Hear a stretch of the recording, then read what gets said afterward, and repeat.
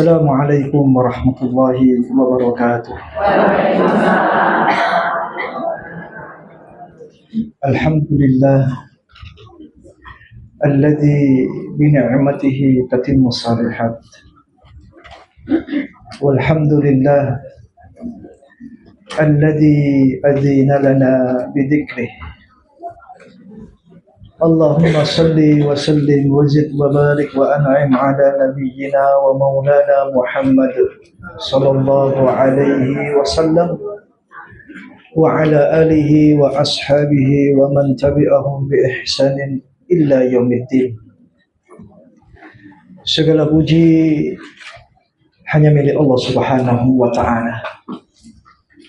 Tentu atas segala curahan nikmat-nikmatnya, kebaikan-kebaikan menjadi sempurna. Segala puji hanyalah milik Allah Subhanahu wa ta'ala yang masih memberikan kita waktu, kesempatan untuk senantiasa mengingatnya. Sehingga Allah Subhanahu wa ta'ala hadirkan kita dalam majlis ilmu, insyaallah dalam keadaan sehat walafiat. Salawat, salam, berkah dan nikmat melimpah kepada Nabi besar Muhammad sallallahu alaihi wasallam yang telah berjuang, berkorban demi tegaknya Islam, sehingga jadilah Islam agama yang diridhai oleh Allah Subhanahu wa ta'ala. Tak lupa kepada keluarganya, sahabatnya yang mengikuti ajarannya, yang mereka berjuang, berkorban membela Rasulullah sallallahu alaihi wasallam, dan kebaikan itu Allah berikan kepada mereka. Dan semoga kita berdoa istiqamahnya kita dengan ajaran dan sunnah Rasulullah sallallahu alaihi wasallam senantiasa membimbing kita dalam kebaikan sampai kita menghadap Allah Subhanahu wa ta'ala. Jamaah sekalian rahimani wa rahimakumullah, alhamdulillah pada kesempatan ini kita lanjutkan kajian tentang syarah Hilyah Thalabul Ilmi. Bagaimana keterangan-keterangan yang harus kita pahami dalam rangka mencari ilmu di jalan Allah Subhanahu wa ta'ala. Hikmah-hikmah kebaikan apa yang harus kita dapatkan. Semoga ketika Allah hadirkan ilmu, maka ilmu itu mampu menjadi satu pencerah dalam hidup ini. Rasulullah sallallahu alaihi wasallam beliau mengatakan al-mu'minu mir'atul mu'min. Sesungguhnya seorang mukmin itu cerminan dari saudaranya yang mukmin. Sangat mudah untuk mengetahui seperti apa cerminan diri kita. Sangat mudah untuk mengetahui seperti apa cerminan diri Anda. Rasulullah Shallallahu Alaihi Wasallam mengisyaratkan cukup dengan melihat siapa yang menjadi teman dan sahabat Anda. Cukup dengan melihat siapa saja orang yang bergaul dengan kita atau dengan Anda. Karena Rasulullah Shallallahu Alaihi Wasallam menyampaikan al-mu'minu mir'atul mu'min. Seorang mukmin itu cerminan dari saudaranya yang mukmin. Jadi memilih menentukan sahabat ini adalah wajib. Menentukan dan memilih teman adalah perintah Allah dan Rasulnya. Karena selain daripada lingkungan yang ada, teman akan memberikan pengaruh yang sangat besar terhadap kehidupan dan kepribadian kita. Alhamdulillah, insya Allah kita berdoa pada Allah Subhanahu wa ta'ala. Teman sahabat yang Allah hadirkan dalam kehidupan ini adalah mereka yang mampu mengingatkan kita kepada Allah Subhanahu wa ta'ala. Mereka yang mampu menarik tangan kita, merangkul diri kita untuk senantiasa istiqamah di atas perintah Allah Subhanahu wa ta'ala. Makanya Amirul Mukminin Umar bin Khattab dia mengatakan, ma'atiyal muslim ba'dal islam ni'matun afdalu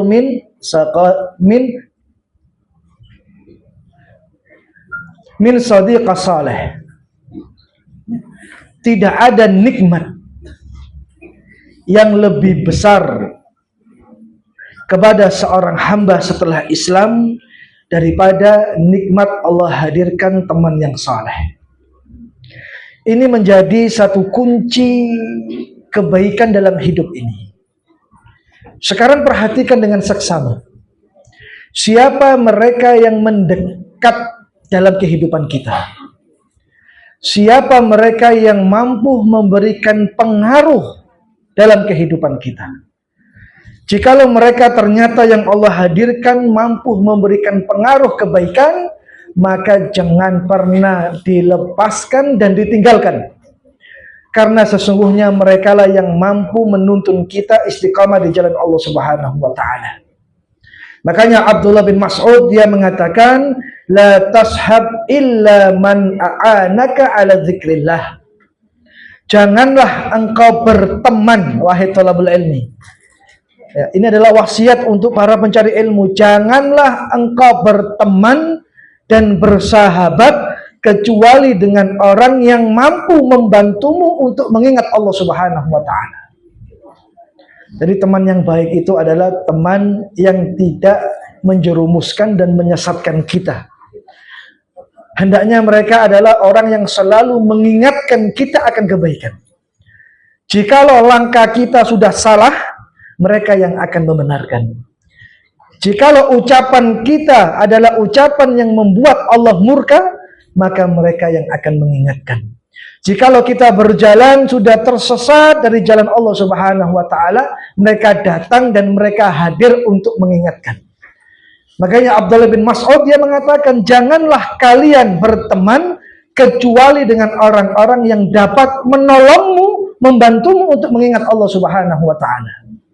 Makanya pernah saya sampaikan, berteman itu jangan punya dominasi untuk membawa tendensi dan kepentingan pribadi.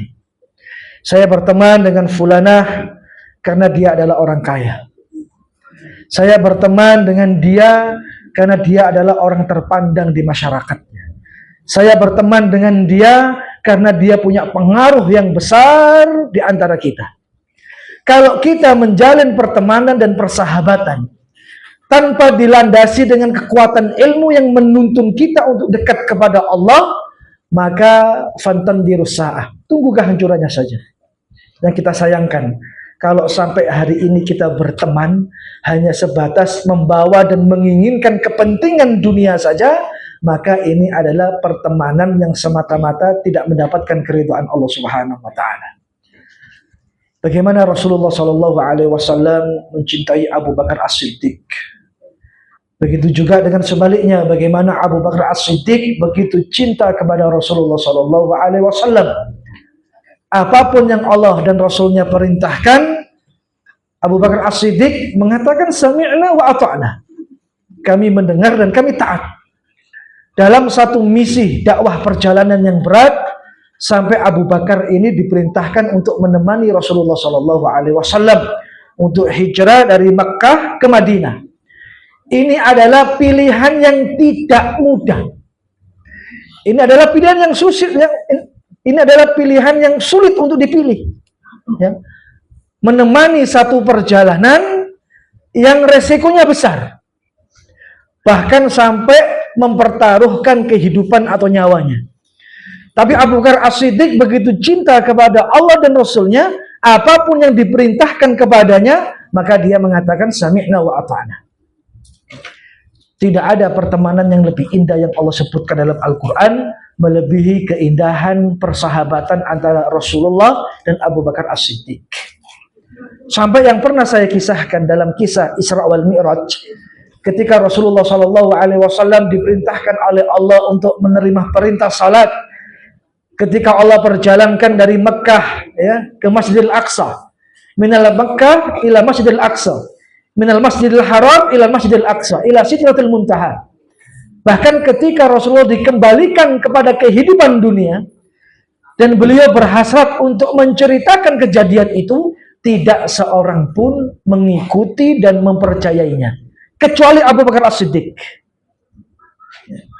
Makanya kisah Isra wal Mi'raj yang diceritakan Rasulullah ini menjadi buah bibir bagi orang-orang musyrikin Quraisy untuk melemahkan dakwah Islam. Dan mereka menganggap ini merupakan perkara yang tidak mungkin terjadi dalam sejarah peradaban umat manusia. Sehingga orang-orang musyrikin Quraisy banyak memprovokasi pengikut-pengikut Rasulullah SAW yang terpengaruh dengan dakwah kebaikan. Sehingga sampai mereka berhasrat menemui Abu Bakar As-Siddiq, mempengaruhi bahwa Rasulullah seakan-akan menceritakan sesuatu yang tidak mungkin dan mustahil terjadi dalam kehidupan seorang hamba atau manusia. Maka Abu Bakar As-Siddiq mengatakan, seandainya Rasulullah bercerita lebih tidak mungkin daripada itu, aku akan percaya. Ini adalah kekuatan kecintaan Rasulullah SAW kepada Abu Bakar, begitu juga dengan sebaliknya. Abu Bakar selalu membenarkan apa yang keluar daripada lisan Rasulullah SAW. Makanya manusia itu seperti sekawanan burung sebenarnya. Manusia itu seperti sekawanan burung, memiliki naluri untuk berkumpul dengan sejenisnya. Al-arwahu junudun mujannadah. Jadi kita ini seperti burung, yang mana burung itu punya naluri untuk berkumpul dengan yang sejenisnya. Makanya oleh karena itu, jika kita ingin menjadi orang soleh, hendaknya kita berikhtiar, berusaha, selain mendapatkan lingkungan yang baik, berupaya untuk menjalin persahabatan dengan orang-orang saleh. Maka berusaha, berkawan, mau untuk mencari dan berkumpul dengan orang-orang yang baik. Baik akidahnya, baik ibadahnya, baik muamalahnya kepada Allah dengan kepada sesama manusia. Ini adalah bukan perkara mudah. Mungkin sampai hari ini kita tidak bisa menetralisir, tidak bisa membuat sebuah filter pada diri kita sendiri. Siapa teman-teman kita? Mungkin sampai hari ini kita tidak bisa membagi di mana teman kita yang mengingatkan kita kepada Allah, di mana teman kita yang hari ini masih mengingatkan kita hanya sebatas pada perkara-perkara dunia saja. Ya. Tidak menguatkan iman kita, malah menggembosi iman kita. Ya. Mungkin kita merasakan, tapi kita lambat dalam mengambil sikap. Makanya tidak semua orang itu dijadikan teman, tidak. Tidak semua orang itu dijadikan sahabat. Pilih di antara mereka yang mampu senantiasa mengingatkan kita kepada Allah Subhanahu wa taala. Makanya bahasanya percuma. Teman kita banyak, apapun latar belakang mereka, tapi mereka tidak mengingatkan kita kepada Allah Subhanahu wa taala. Percuma. Akankah lebih baik teman kita sedikit, tapi yang sedikit itu senantiasa mengingatkan kita akan dekat kepada Allah Subhanahu wa taala. Kita ini lambat dalam merespon kebaikan. Sampai hari ini pun mungkin semua orang kita jadikan teman. Semua orang kita jadikan sahabat tanpa memperdulikan siapa di antara mereka yang mampu menyelamatkan dunia dan akhirat kita. Makanya banyak energi dan waktu ini terbuang hanya sekedar menjalani dan mengurusi perkara-perkara yang tidak bermanfaat. Disibukkan dengan perkara-perkara dunia hanya karena ajakan dan pengaruh seseorang yang kita jadikan teman, di mana teman itu menjauhkan kita dari Allah Subhanahu wa taala. Makanya para pencari ilmu itu harus peka dan tahu kemana mereka harus melangkah dan apa yang harus mereka lakukan. Makanya semakin banyak ngaji itu semakin mapan harusnya. Semakin banyak ngaji itu hikmahnya adalah semakin merasakan banyak perubahan pada dirinya. Semakin waspada akan keburukan. Semakin waspada akan kejahatan. Ya. Dan tidak sedikit di luar sana orang terpengaruh dengan kejelekan, keburukan seseorang hanya karena mereka salah dalam menjalin pertemanan dan persahabatan. Masya Allah. Semoga kita berdoa. kita yang dikumpulkan oleh Allah dalam satu tempat ini, satu sama lain saling mengingatkan kepada Allah Subhanahu wa Ta'ala. Tidak hanya mengingatkan kita pada perkara dunia saja, yang mana hakikatnya dunia ini kan sesuatu yang akan dan pasti akan kita tinggalkan. Masya Allah, sempatkan waktu untuk ngaji, sempatkan waktu untuk ibadah. Artinya bukan sesempatnya ngaji, bukan sesempatnya ibadah, tidak. Karena dalam kehidupan ini hanya ada dua pilihan. Mendekat kepada Allah dengan mengikuti perintahnya dan menjauhi larangannya, atau menjauh dari Allah Subhanahu wa Ta'ala, menuruti syahwat hanya untuk menuju amalan-amalan yang tidak diridhai oleh Allah Subhanahu wa Ta'ala. Makanya kuatkan hati untuk menentukan dan memilih mana yang baik, mana yang nggak baik. Ya. Sampai hari ini jangan pernah memberikan satu rasa kekhawatiran dan kebimbangan kalau hati ini masih dimudahkan oleh Allah untuk mengingatnya. Suruh ngaji alasannya wakeh, suruh ibadah masih memperdebatkan perintah. Apa sih keuntungan ngaji itu? Ya. Apa sih keuntungan sholat itu? Ya. Bahkan sebagian orang menganggap sholat itu hanyalah perbuatan yang akan mendatangkan kesia-siaan. Bahkan sholat itu bisa jadi mengurangi aktivitas waktu dan produktivitas saya dalam kerja. Ya. Makanya banyak orang kerja yang mungkin mereka meninggalkan sholat. Hanya mereka menganggap sholat seakan-akan memangkas kebutuhan waktu dia dengan dunianya, mengurangi produktivitas dia dengan kerjanya. Itu ada di luar sana. Ya. Bahkan ada satu perusahaan yang melarang pegawainya untuk sholat. Ya, banyak itu. Ya. Maka mereka seakan-akan menjadikan sholat itu bukan standar untuk menuju kesuksesan. Tidak. Ya. Sholat itu yang akan mengurai segala masalah kehidupan manusia, yang Allah akan tolong kebaikan hidupnya, yaitu kehidupan hambanya. Ini disuruh ibadah aja susah sekali. Disuruh ngaji aja banyak bertanya, apa keuntungan ngaji? Tidakkah sia-sia hanya membuang waktu untuk duduk dan mendengarkan orang bicara? Tidaklah membuang kesia-siaan hanya datang, tapi meninggalkan sesuatu yang lebih bermanfaat berkaitan dengan perkara-perkara dunia. Tidak. Ya. Makanya kemarin saya sampaikan, ya, bisa jadi ya, kalau kita ngaji thalabul ilmi, ya, tidak disibukkan dengan perkara-perkara dunia dan hati kita tidak disibukkan dengannya, maka Allah akan cukupkan kebutuhannya.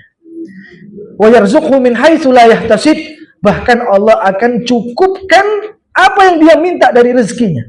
Ya. Makanya kalau ngaji itu fokus, ya. Fokus untuk mendengarkan kebaikan ilmu, ya. Senantiasa bertekad untuk merubah isi hati yang tidak dihiasi dengan kebaikan, Allah ganti dengan pemahaman yang baik supaya kita mampu mengikuti dan berdiri di atas petunjuk Rasulullah SAW. Makanya berkumpul dengan orang-orang saleh, habiskan waktu kita untuk mendekat kepada mereka, karena mereka lah yang sejatinya akan memberikan, menularkan kebaikan untuk ngopeni dunia dan akhirat kita. Cari orang-orang saleh.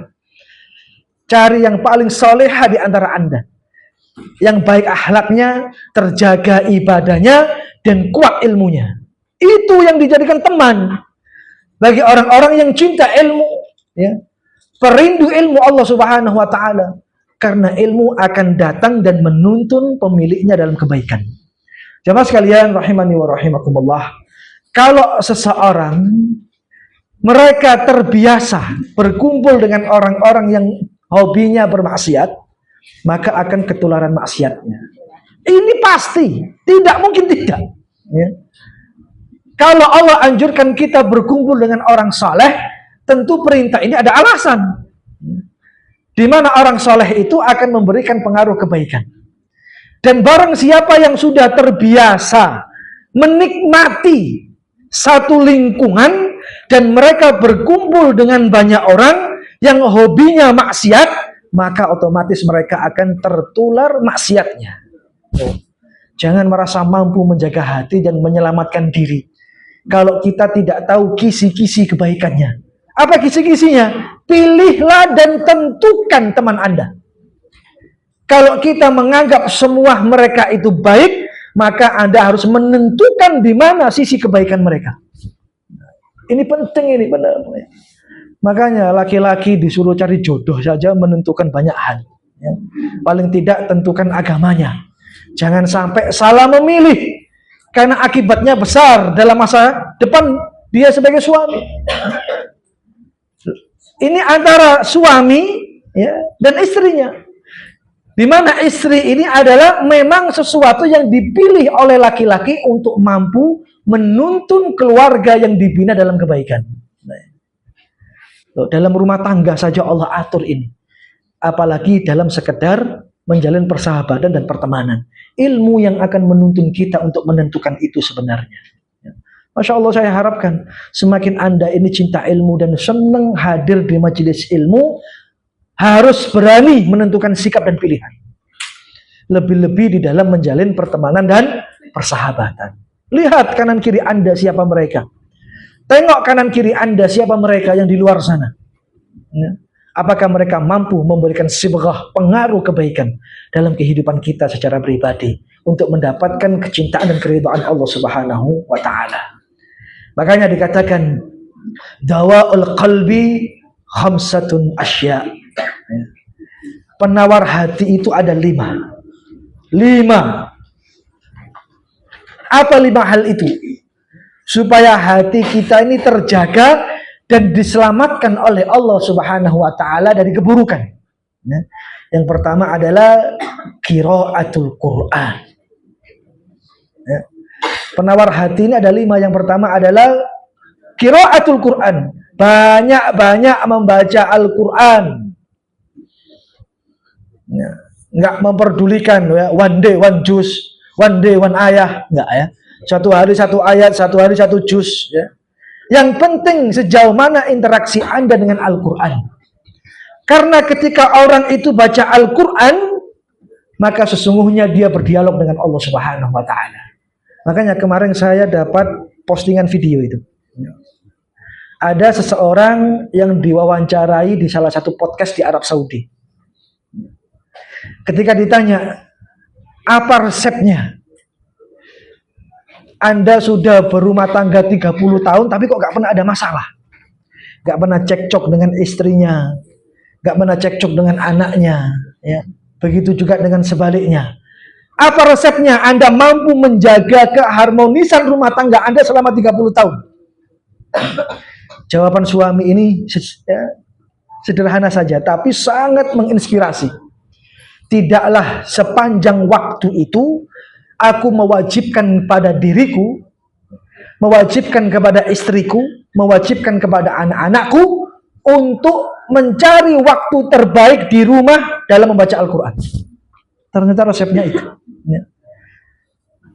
Sesungguhnya Al-Quran itu mu'jiz, melemahkan segala sesuatu. Ya. Termasuk menghilangkan ketidakbaikan, kejahatan, keburukan. Ya. Yang akan menepis semua itu. Makanya resep keharmonisan ketika orang ini ditanya, suami ini, di salah satu podcast itu, dia mengatakan, tidaklah aku mewajibkan diriku, istriku, anakku, di rumah harus baca Al-Quran. Harus baca Al-Quran. Dan tidaklah aku mengajarkan kepada anak-anakku, satu hadis aku bacakan dan aku ceritakan tentang hadis itu, dan aku jelaskan tentang keterangan-keterangannya. Cuma satu hadis. Dan itu aku lakukan tidak lebih daripada 5-10 menit saja. Tapi aku lakukan sepanjang waktu aku mampu untuk mengajarkan dan aku mampu mewajibkan kepada mereka akan kebaikan itu. Baca Al-Quran. Ya. Makanya rumah yang gak pernah dibacakan Al-Quran, itu sumpah isinya itu. Rumah yang penghuninya tidak pernah membacakan Al-Quran di dalamnya, maka malaikat akan enggan untuk datang ke rumah tersebut. Makanya susahnya keharmonisan sakinah, mawaddah, warahmah yang kita inginkan dalam rumah tangga itu tidak kunjung datang karena kita tidak memahami dan mungkin kurang mengerti apa yang memantik keberkahan Allah supaya keberkahan itu sampai di rumah kita. Mungkin kita malas baca Al-Quran. Itu aja sudah. Lebih seneng scroll HP. menghabiskan waktunya untuk buka Shopee ya, untuk buka apa itu akun-akun yang mungkin banyak membuang waktunya. Itu terjadi itu di masyarakat itu. Ya. Mereka lebih senang banyak menghabiskan waktunya untuk itu sekedar daripada mau untuk menukar keinginannya dengan ketaatan kepada Allah Subhanahu wa taala. Ya. Ada sebuah kisah ini sangat menginspirasi. Ya. Ada salah satu ulama di Masjid Nabawi. Dia menceritakan tentang kisah seorang pemuda yang punya keinginan kuat untuk menghafal Al-Quran. Nah, jadi Syekh ini menceritakan, saya pernah didatangi oleh salah satu pemuda yang cerita kepada saya berkeinginan untuk menghafal Al-Quran. Sehingga dengan keinginan dia itu, aku menuntun keinginan itu untuk menghantarkan dia bisa hafal Al-Quran. Dan pemuda ini bertanya, ya Syekh, apakah saya mungkin menghafalkan Al-Quran 30 juz dalam waktu 1 tahun? Kemudian ulama ini mengatakan, loh sangat mungkin sekali. Ya. Kalau engkau berkeinginan, punya cita-cita hafal Al-Quran lancar 30 juz dalam batas waktu 1 tahun. Mungkin. Tapi apa yang harus saya lakukan supaya keinginan saya ini menghantarkan saya hafal Al-Quran? Ya. Terus Syekh itu mengambil satu kesimpulan yang sederhana. Kamu punya HP nggak? Punya. Nah, kurangi interaksi dirimu dengan HP itu. Bahkan aku wasiatkan, kalau kamu masih berkebutuhan dengan handphone itu, tukar handphonemu dengan HP Nokia yang jadul saja. Tahu ya, dengan Nokia yang jadul itu ya, yang bukan Android, bukan iPhone itu kan. Ulama ini menasihatkan, kalau kamu mau menjaga tekadmu, maka saat ini tukar HP-mu dengan HP Nokia yang jadul. Yang kebutuhannya hanya assalamualaikum waalaikumsalam saja. Assalamualaikum waalaikumsalam. Cukup itu saja. Jangan yang pakai galaksi itu gak usah sudah. Sehingga pemuda ini, oke, saya siap. Saya akan tukar kebutuhan handphone saya dengan apa yang Anda maksudkan. Dia pakai HP yang jadul itu, Bu. Ya. Terus sama saya ini ditinggalkan. Ketemu aku lagi dalam waktu 6 bulan ke depan. Ya.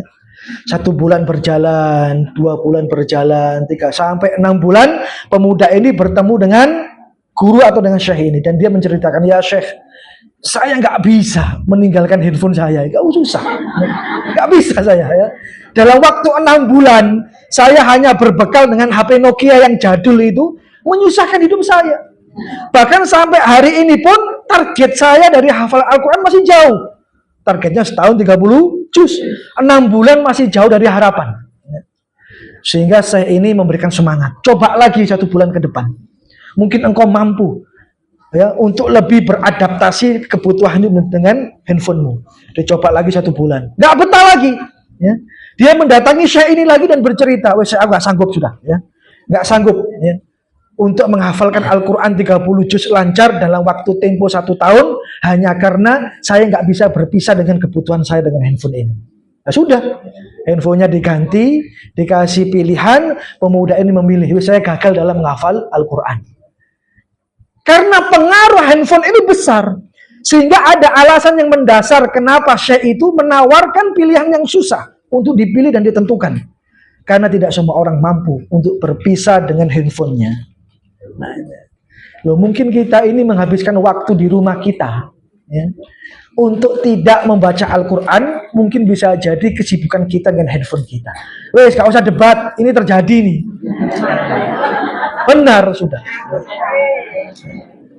Dan hari ini kita harus bisa menentukan sikap. Apakah selamanya akan seperti ini? Apakah harus mengambil sebuah langkah yang tepat dan cerdas? Bagaimana sisa kehidupan umur dan dunia ini saya habiskan untuk mendapatkan kecintaan, keridhaan, keberkahan Allah Subhanahu wa taala dengan banyak ibadah. Baca Al-Quran kan ibadah. Nah, ini. Makanya penawar hati salah satunya adalah qiraatul Quran. Banyak-banyak membaca Al-Quran. Saya tanya sama Anda, kenapa sih kita malas baca Quran? Kenapa? Karena nggak lancar bacanya gitu loh. Sehingga lidah mulut ini keluh, susah, capek ya, untuk mengulang-ulang kesusahan itu. Ya. Loh, kita nih malas ngaji karena nggak lancar ngajinya, itu aja. Kalau lancar, mungkin menikmati dengan bacaan-bacaan itu. Dan sesuatu yang baik itu perlu dipaksakan memang. Iya. Jangan sampai saya wasiatkan. Kalau kita punya rumah dan kita jadi penghuninya, jangan gersang rumah itu tidak pernah dibacakan Al-Quran. Hati-hati. Ya. Bacakan Al-Quran. Semampu Anda membacakan Al-Quran di rumah Anda. Mulai dari sekarang. Ya. Karena bisa jadi Al-Quran itu pada satu sisi melembutkan hati kita, pada satu sisi mendatangkan keberkahan yang Allah hadirkan di rumah-rumah kita. Baca Al-Quran. Ya. Loh, kita ini memaksa anak kita berangkat ke TPA, tapi awet dewe gak tahu ngaji. Ya. Bapak ini semangat mendaftarkan anaknya di ya, madrasah-madrasah diniyah yang di kampung-kampung itu. Tapi orang tuanya sendiri tidak melakukan contoh yang baik yang bisa memotivasi dan menginspirasi anaknya semangat dalam membaca Al-Quran atau ibadah. Ini terjadi ya, di banyak rumah tangga ini. Memaksakan anaknya soleh, tapi dia nggak mau jadi soleh orang tuanya. Memaksakan anak perempuannya untuk solihah, tapi ibunya nggak punya semangat untuk solihah. Terjadi. Makanya buat standar yang mungkin kita mampu memberikan teladan yang baik bagi anak-anak kita. Lakukan sholat supaya anak kita melihat aktivitas kita dalam melakukan sholat. Banyak-banyak tilawah Al-Quran, buka mushaf ketika anak kita melihat bahwa orang tuanya pun secara tidak langsung menunjukkan cinta untuk membaca Al-Quran. Kalau ngaji, pamit dulu kepada anaknya bahwa ibumu itu ngaji. Ya. Kudu melaku-melaku itu kan.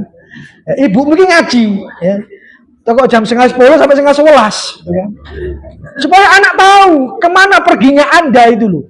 Supaya tidak ada suudon. Ibu mungkin nanti sih ben Jumat 10:30 sampai 10:30. Gak perlu. Ya. Bilang sama suami, pamit sama anak, ya, ibumu ini ngaji. Supaya tahu aktivitas Anda menapaki kebaikan di jalan Allah Subhanahu wa taala. Dengan itu mungkin menjadi satu wasilah anak itu bisa berubah. Ibuku saja sudah seumur itu masih mau ngaji. Apakah aku gak mau ngaji? Lu bisa jadi. Sekalipun tidak terucapkan secara verbal. Anak itu melihat gestur, sikap, tingkah laku orang tuanya. Cukup dengan membatin. Ibu saya masih berjuang untuk melakukan kebaikan. Di umurnya yang sudah tua. Mungkin anak batin seperti itu. Jangan sampai Anda kesini anak nyari ibu bikin nanti sih jadi. Jangan ya. Ya. Anak itu akan tenang hatinya, suami itu akan tenang hatinya kalau Anda pamit untuk datang pengajian. Karena bisa jadi pamit Anda itu menginspirasi mereka untuk juga mau seperti Anda. Ada salah satu jamaah yang kemarin ya di tempat yang lain setelah ngaji datang kepada saya. Pak Ustadz, saya ini berusaha untuk memberikan teladan yang baik dalam keluarga. Ya. Saya memaksa suami saya untuk hadir dalam majelis-majelis ilmu, tapi nggak pernah hadir. Saya perintahkan, tapi masih males, suka rebahan di rumah, ya. Masih suka nyekel remote TV dan lain sebagainya. Ketika saya ngaji, saya pun pamit Pak Ustadz. Pamitnya saya itu niatnya supaya suami saya tergugah. Ya, mau untuk ngaji di majelis-majelis taklim. Itu ada jamaah ketemu saya seperti itu. Kan? Ya, itu mungkin tidak terjadi kepada suami-suami Anda. Tapi terjadi di sebagian orang. Ada ummahat, ibu-ibu pengen ngaji, hanya pengen ngasih contoh suaminya. Itu ada. Masya Allah. Juga saya tampakkan kepada anak-anak saya Pak Ustadz. Saya ngaji, bahwa saya pamit ya kepada anak-anak saya, supaya anak-anak saya pun juga mengikuti saya. Cinta kepada majelis-majelis ilmu. Ini terjadi nih. Ada ummahat setelah pengajian datang kepada saya menceritakan itu. Apa yang saya lakukan salah Pak Ustadz? Oh, gak bener jenengan itu. Ya. Memang hidayah milik Allah Subhanahu wa taala. Bisa jadi hidayah itu Allah turunkan melalui Anda. Saya doakan supaya segera suami Anda hadir di majelis ilmu. Itu datang ada. Makanya kembali lagi, banyak sesuatu yang menginspirasi orang lain dengan tingkah laku kita sebagai teladan. Ya, lebih-lebih untuk kita sendiri. Bagaimana cara mengobati hati ini? Qiraatul Quran. banyak-banyak membaca Al-Quran. Wes mulai saja. Paksakan, sempatkan waktu untuk interaksi dengan Al-Quran. Yang kedua adalah bitadabbur, dengan tadabbur Al-Quran, merenungi, melakukan perenungan di dalam membacanya. Al-Quran kan sepertiganya kisah, dan paling banyak adalah kisah Musa alaihissalam, juga dengan kisah-kisah Nabi dan Rasul Allah Subhanahu wa Ta'ala. Sesungguhnya kisah-kisah Al-Quran adalah kisah-kisah yang sangat menginspirasi kita kalau kita mau untuk membacanya dan mentadabburinya. Yes, ya. Saat sempet-sempete gak usah belajar tafsir lah angel. Wocon artine wis wae. Sing gampang itu beli Quran yang ada terjemahan Kemenak, baca wis ya. Sing penting maca ayat artine roh gitu loh. Apalagi beli Quran yang memang ingin paham tafsirnya. Masya Allah itu. Ketika satu ayat kita baca, kita diperintahkan untuk mentadabburinya, merenungi ayat yang kita baca. Inna sholata tanha anil fahsya'i wal munkar, dan seterusnya. Oh, sesungguhnya sholat ini mencegah dari perbuatan keji dan mungkar. Tafsirnya apa sih? Itu merupakan tadabbur. Hasrat diri ingin tahu apa maksud ayat Allah Subhanahu wa Ta'ala. Wal asri innal insana lafi khusrin illa alladziina amanu wa 'amilus sholihat, dan seterusnya. Demi waktu asar, sesungguhnya manusia itu dalam keadaan rugi. Siapa sih mereka yang dimaksud rugi ini sama Allah? Tadabbur, merenungi ayat yang dia baca, dan harus cari tahu tentang ayat itu ya. Jangan cuma membacanya, jangan cuma menghafalnya, jangan cuma mendengarkannya, tapi kita tidak tahu maksud yang ayat kita baca, apa yang Allah inginkan. Kalau kita ingin mengambil kebaikan dari ayat itu, paling enggak baca artinya. Innal insana lafi khusrin, manusia dalam keadaan rugi. Kalau ingin tahu bagaimana sih bentuk kerugian manusia, buka tafsirnya. Lah ini. Makanya paling enak itu ngaji tafsir memang. Setiap ayat yang kita baca dijelaskan arti dan makna yang sesungguhnya. Jadi penawar hati yang kedua itu adalah tadabbur dengan Al-Quran, melakukan perenungan. Yang ketiga adalah kosongnya perut dengan puasa. Penawar hati itu adalah sering-sering puasa. Puasa ini memberikan efek yang baik sesungguhnya. Ya, para pencari ilmu ini harus bisa membagi waktunya, menentukan waktunya, kapan harus berpuasa, kapan harus memilih satu ibadah yang asing untuk dipilih oleh kebanyakan orang. Loh, kita kan posonya bulan Ramadan saja gitu. Padahal puasa kan banyak itu kan, sekalipun hukumnya sunnah, ya, tapi sunnah itu kebaikan. Salah satu penawar hati adalah sering-sering melakukan puasa. Dan ini bukan pilihan yang sulit bagi orang-orang yang hatinya telah dikasih ilmu oleh Allah Subhanahu wa Ta'ala. Karena ilmu yang menentukan pilihan itu pada diri seseorang. Puasa, ya. Mengosongkan perut. Ya. Ini penawar hati. Ya. Kalau perut kosong itu indikasinya itu kalau diajak ketaatan itu gampang. Makanya orang puasa itu kalau melakukan ketaatan dia bersegera. Ya. Karena selain dia menjalankan puasa, puasanya mampu menghantarkan dia untuk banyak taat kepada Allah Subhanahu wa Ta'ala. Tapi kalau orang tidak bisa menjaga perutnya, senengane wareg, lah ini masalah sebenarnya. Ya. Kenyang itu kan hanya menuruti syahwat saja sebenarnya.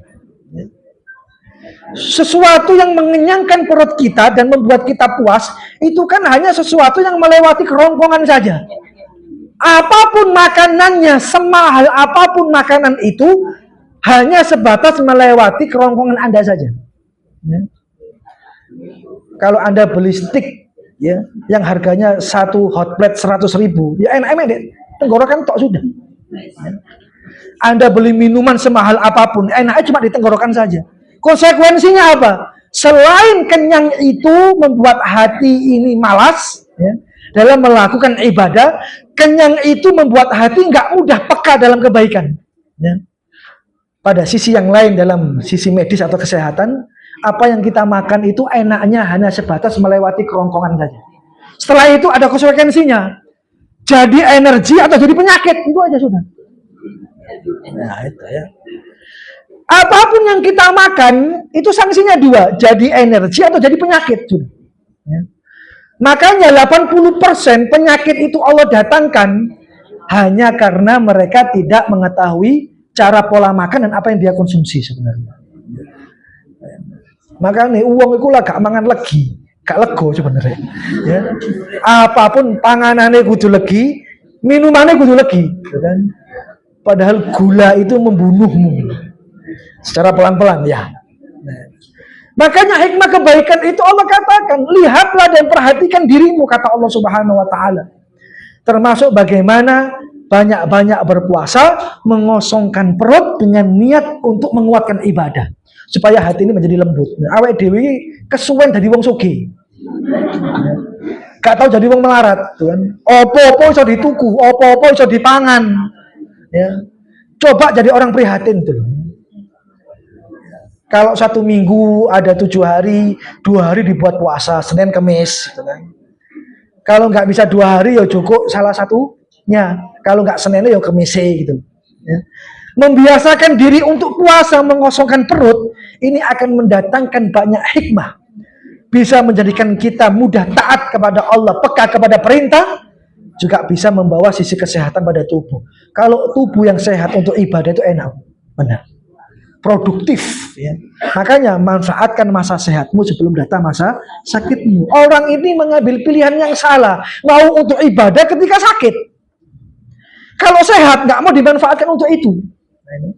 Makanya hadisnya manfaatkan sehat itu sebelum datang sakit. Ya. Makanya hikmah daripada puasa ini kan salah satunya bisa menyehatkan ya metabolisme dan tubuh seseorang. Allah screening semua tubuhnya itu, masya Allah. Ya, saya bukan ahlinya, tapi kalau Anda baca hikmah puasa, kalau dikaitkan dengan kesehatan itu luar biasa, benar.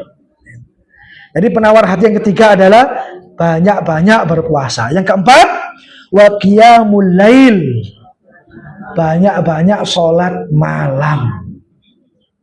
Ya, banyak-banyak sholat malam. Ya. Terus selanjutnya, wa tadarru' inda sahur.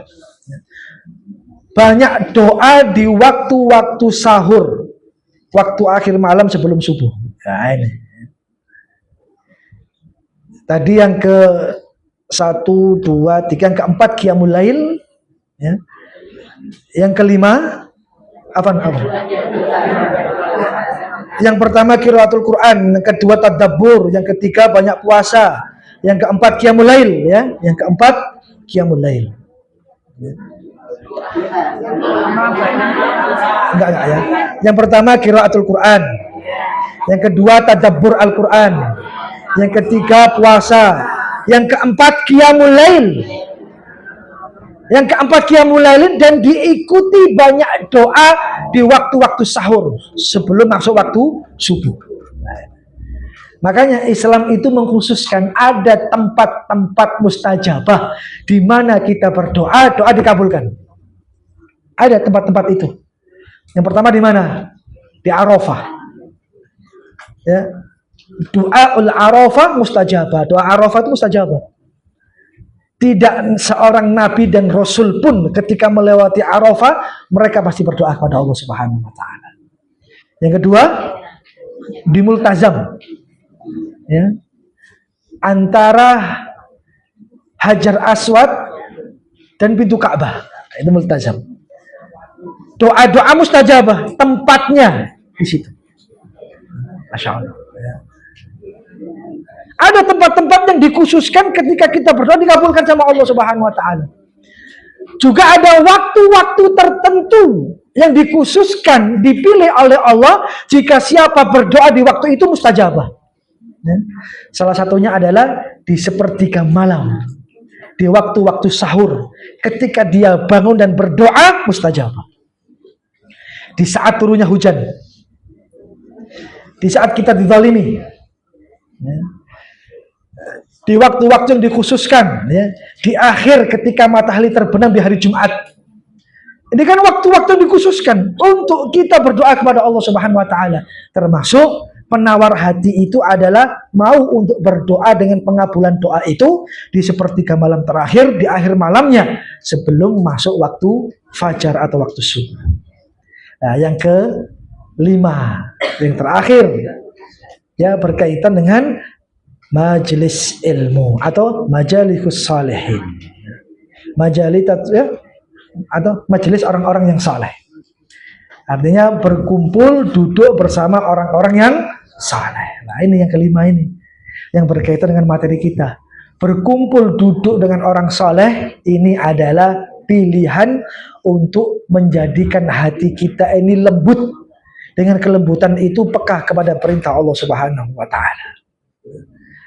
Makanya, ya, Anda tahu nggak ciri-ciri wali-wali Allah Subhanahu wa taala? Ya. Kalau Anda ingin, ya, mengetahui dia itu wali atau bukannya, kalau menurut saya dengan cara pandang saya sendiri, ya, mungkin ini benar atau tidak, wallahu taala alam. Wali Allah yang Allah hadirkan kepada kita itu bisa jadi jika kita melihat dia saja, iman itu naik. Kita hanya bertemu saja dengan melihat dari kejauhan saja bahwa dia orang saleh yang Allah hadirkan. Ketika melihat wajahnya, iman kita itu naik. Itu adalah wali Allah Subhanahu wa taala. Menurut saya itu kan. Ya. Melihat orang tapi iman saya kok naik. Nah, mungkin ini tanda-tanda kebaikan yang Allah hadirkan kepada saya. Bahwa orang itu menginspirasi hati saya untuk lebih taat kepada Allah Subhanahu wa taala. Cuma lihat tampilannya saja, lihat wajahnya saja dengan menyimpulkan bahwa dia adalah orang yang taat kepada Allah. Sehingga dengan melihatnya saja iman itu naik. Itu oleh Allah, insya Allah. Apalagi duduk bersama dirinya. Kalau Anda ingin mengenali wali Allah, kalau duduk dengan dia, kok betah? Dengan kebaikan-kebaikan ilmu yang dia berikan, yang memotivasi, menginspirasi kita untuk lebih taat kepada Allah, dia adalah wali Allah Subhanahu wa taala. Kalau duduk dengan orang itu kok betah saya, nggak mau pulang. Ya. Gak mau pulang. Makanya kecintaan para sahabat itu kalau duduk dengan Rasulullah gak mau pulang. Sampai Rasulullah ingatkan, awakmu itu duwe bojo, duwe anak, mulio. Sesuk ketemu aku maneh. Ya, karena kecintaan sahabat itu betah kalau duduk dengan Rasulullah SAW. Kalau hari ini Anda merasa nyaman duduk dan bertemu dengan sosok seseorang, yang sosok itu membuat Anda semakin taat kepada Allah, Anda enggan untuk berpisah dengannya karena kalamnya, karena gesturnya, karena sikapnya mengajarkan kebaikan pada diri kita, dia adalah wali Allah Subhanahu wa taala. Yang Allah hadirkan, ya, untuk dekat dengan kita. Tapi lah lunggu duduk dengan orang semakin menjauhkan kita dari Allah. Itu bukan wali Allah itu. Ya. Apa namanya nggak tahu saya. Nah, itu. Jadi berkumpul dengan orang-orang saleh, ya, ini adalah sebuah hal yang harus kita cari. Di mana berkumpulnya mereka, di mana duduknya dia, harus kita cari. Karena penawar hati salah satunya dari 5 hal itu adalah duduk dengan orang-orang yang saleh, saleh dirinya, benar ibadahnya, Allah ridho kepada kehidupannya. Ada nggak kira-kira orang seperti ini? Ada. Cari dia. Yang bisa menenteramkan dan menenangkan hati kita. Supaya hati ini sakinah mutmainnah. Selalu ingat kepada Allah Subhanahu wa ta'ala. Jamaah sekalian, rahimani wa rahimakumullah. Yang terakhir, dari catatan saya dalam kajian ini, yang perlu kita garis bawahi adalah, yang pertama, melalui keterangan-keterangan kajian tadi, hendaknya menganjurkan kita mencari teman yang berlatar belakang baik. Ini penting. Mencari teman yang berlatar belakang baik. Artinya jangan disalahpahami, ya. Bukan berarti kita tidak bergaul dengan orang-orang di sekitar kita, tidak. Kita tidak melarang untuk bergaul dengan orang-orang yang ada di sekitar kita. Bukan berarti tidak bergaul dengan mereka. Ya. Bergaul dengan mereka. Tapi tentukan pergaulan itu mesti dilandasi dengan keinginan dan niat untuk mendapatkan keridhaan Allah Subhanahu wa ta'ala. Makanya dalam hal ini kita harus melihat yang pertama, mempertimbangkan sisi kemaslahatan atau kebaikan, sisi kemudaratan atau bahaya yang akan ditimbulkan di dalam menjalin sebuah pertemanan dan persahabatan. Ya, majelis taklim Qonita ini harus semakin pintar menentukan siapa orang-orang yang ada di sekitarnya, siapa orang-orang pilihan yang dijadikan teman atau sahabatnya. Karena dalam pepatah Arab dikatakan sahibus sahib, teman itu mempengaruhi, entah mempengaruhi dalam kebaikan atau mempengaruhi dalam keburukan. Jemaah sekalian rahimani wa rahimakumullah, artinya mulai hari ini tentukan sikap, tentukan pilihan. Hendaknya di sisa kehidupan ini Allah hadirkan orang-orang yang bisa memberikan pencerahan kebaikan pada diri kita supaya kita semakin dekat kepada Allah Subhanahu wa taala. Hadirkan kekhusyukan, hadirkan keikhlasan. Marilah kita berdoa kepada Allah Subhanahu wa taala dengan hati yang lapang, dengan hati yang benar. Semoga Allah Subhanahu wa taala mengijabah kebaikan-kebaikan seluruh doa kita. Allahumma amin. Allahumma lakal hamdu anta nurus samawati wal ardi wa man fihin, walakal hamdu anta rabbus samawati wal ardi wa man fihin, walakal hamdu anta qayyumus samawati wal ardi wa man fihin, ya rahman ya rahim. Allahumma salli ala Muhammad wa ala ali Muhammad kama sallaita ala Ibrahim wa ala ali Ibrahim, wa barik ala Muhammad wa ala ali Muhammad كما باركت على إبراهيم وعلى آل إبراهيم في العالمين إنك حميد مجيد. اللهم اهدنا فيمن هديت وعافنا فيمن عافيت وتولنا فيمن توليت وبارك لنا فيما أعطيت وقنا شر ما قضيت فإنك تقضي ولا يقضى عليك. اللهم اغفر للمسلمين والمسلمات والمؤمنين والمؤمنات الأحياء منهم والأموات إنك سميع قريب مجيب دعوة يا قاضي الحاجات. اللهم إنا نسألك الفردوس الأعلى. اللهم أعنا على ذكرك وشكرك وحسن عبادتك. اللهم أحينا سعداء وأمتنا شهداء برحمتك يا أرحم الراحمين. اللهم إياك نعبد ولك نصلي ونسجد وإليك نسعى ونحفظ نرجو رحمتك ونخشى عذابك إن عذابك بالكفار ملحق. اللهم أعز الإسلام والمسلمين.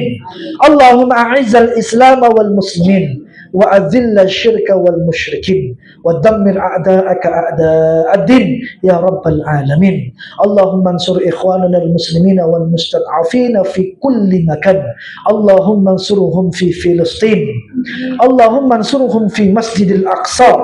اللهم انصرهم في غزة. اللهم انصرهم في الغزة يا رب. وانصرهم إخواننا المسلمين والمستضعفين في بلادنا هذا في إندونيسيا وألف بين قلوبهم وأصل ذات بينهم واهده سبل السلام برحمتك يا أرحم الراحمين.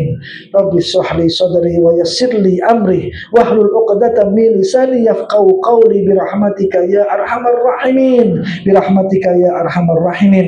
اللهم تقبل منا صلاتنا وتقبل منا قيامنا وتقبل منا صيامنا وتقبل منا ركوعنا وتقبل منا دعاءنا وتقبل منا سجودنا وتقبل منا تلاوتنا برحمتك يا أرحم الراحمين. رب اغفر لي ولوالدي وارحمهما كما ربياني صغيرا. رب اغفر لي ولوالدي وارحمهما كما ربياني صغيرا.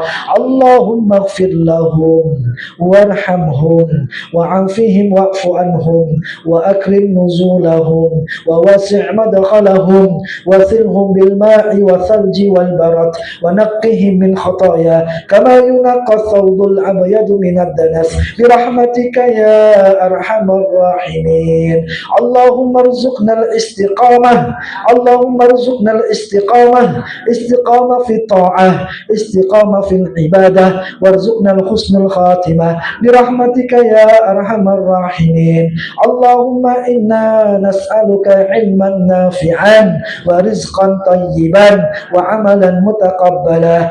اللهم إنا نسألك علما نافعا وأعوذ بك من علم لا ينفع برحمتك يا أرحم الراحمين. ربنا هب لنا من أزواجنا وذرياتنا قرة أعين واجعلنا للمتقين إماما. ربنا لا تزغ قلوبنا بعد إذ هديتنا وهب لنا من لدنك رحمة إنك أنت الوهاب. ربنا لا تؤاخذنا إن نسينا أو أخطأنا. ربنا ولا تحمل علينا إصرا كما حملته على الذين من قبلنا. ربنا ولا تحملنا ما لا طاقة لنا به واعف عنا واغفر لنا وارحمنا أنت مولانا فانصرنا على القوم الكافرين برحمتك يا أرحم الراحمين. اللهم إنا نعوذ بك من عذاب جهنم ومن عذاب القبر ومن فتنة المحيا والممات ومن شر من فتنة المسيح الدجال يا رب العالمين. اللهم لا سهل إلا ما جعلته سهلا وأنت تجعل الحزن إذا شئت سهلا. سهل لنا أمورنا وارحمنا برحمتك يا أرحم الراحمين. ربنا آتنا في الدنيا حسنة وفي الآخرة حسنة وقنا عذاب النار. وصلى الله على نبينا محمد وعلى آله وصحبه وسلم والحمد لله رب العالمين. Jikalau ada salah dan kurang dalam pembacaan ayat, hadis dan kisah, semoga Allah memaafkan saya dan jamaah sekalian. Kalau ada baik dan benar pasti datangnya dari Allah Subhanahu wa taala. Assalamualaikum warahmatullahi wabarakatuh. Waalaikumsalam warahmatullahi wabarakatuh. Jazakumullah khairan Ustaz untuk ilmunya barakallahu fikum. Semoga dijadikan ilmu yang bermanfaat untuk kita semua dan dapat kita aplikasikan dalam kehidupan kita sehari-hari. Ya Bu ya. Ibu, sedikit saya kutip dari kajian Insyaallah. Ibu duduklah, bergaulah, bertemanlah dengan orang-orang yang soleh. Karena insya Allah itu akan menumbuhkan kita dan banyak kebaikan yang